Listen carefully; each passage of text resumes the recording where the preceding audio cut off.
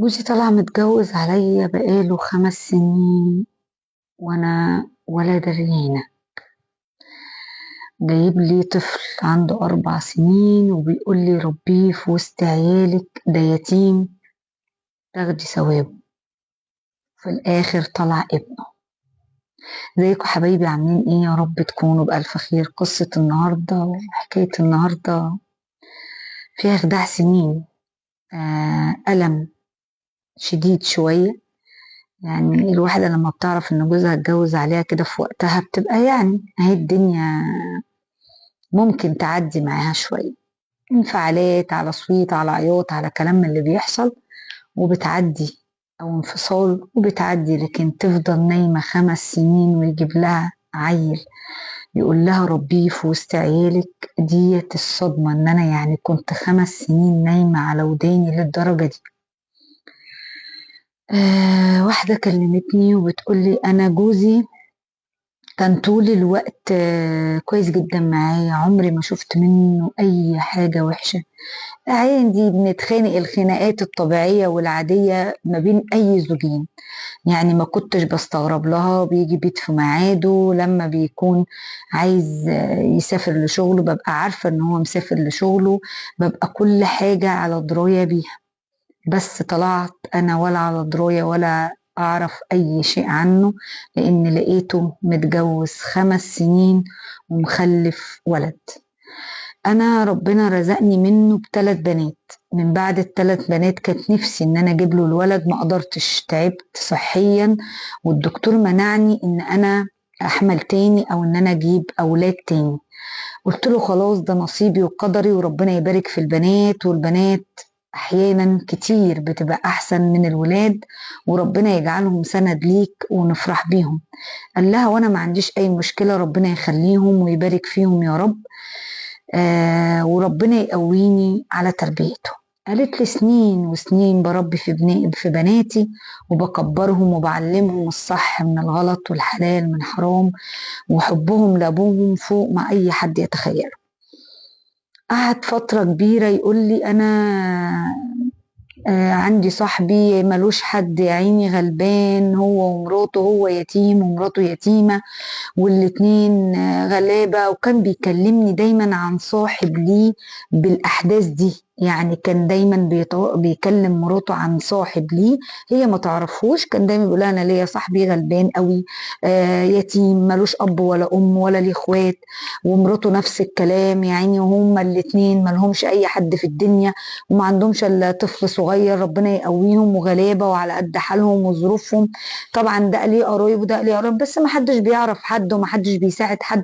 بتقولي كان طول الوقت يعني كل لما تجيله الفرصة ان هو يتكلم عن الصاحب ده بالطريقة دي كان يتكلم.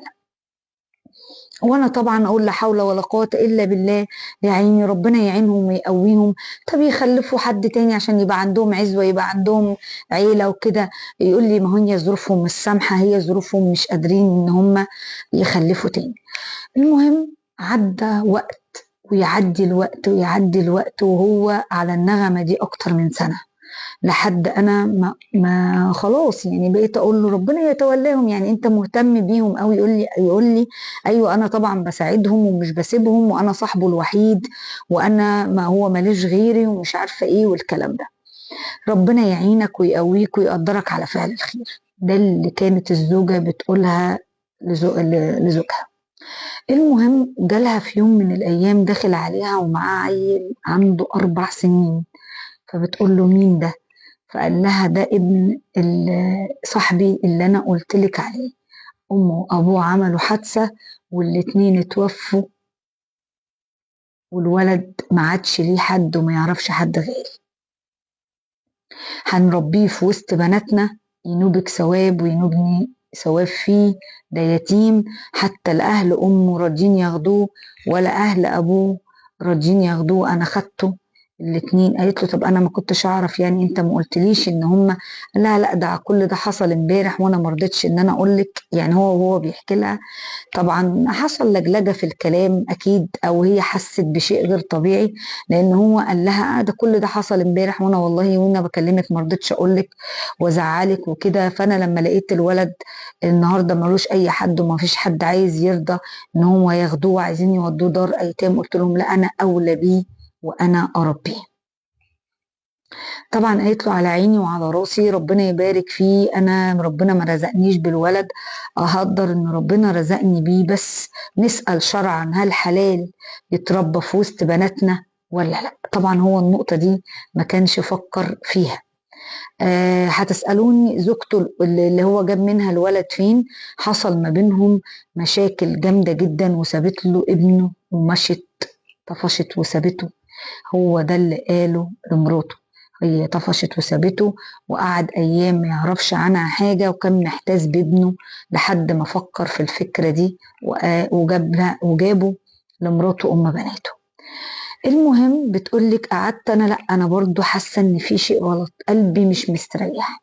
فضلت وراه وراه وراه لحد ما اقول له لا، شرعا حرام، شرعا ما ينفعش يتربى مع بناتنا. وقعدت تقول له انا ما اقدرش اربيه، ده يعتبر بالنسبه لهم غريب، وازاي هيكبر في وسطيهم والكلام ده. ما امنش ان هم يتربوا معاه. قال لها ازاي يعني؟ قعدت المهم تحارب وتعرف لا انا معلش انا ما شيلش ذنبه، ده ولد، يا ريتها بنت كنت عيشتها معانا، بس ده ولد انا ما اقدرش اشيل المسؤوليه دي.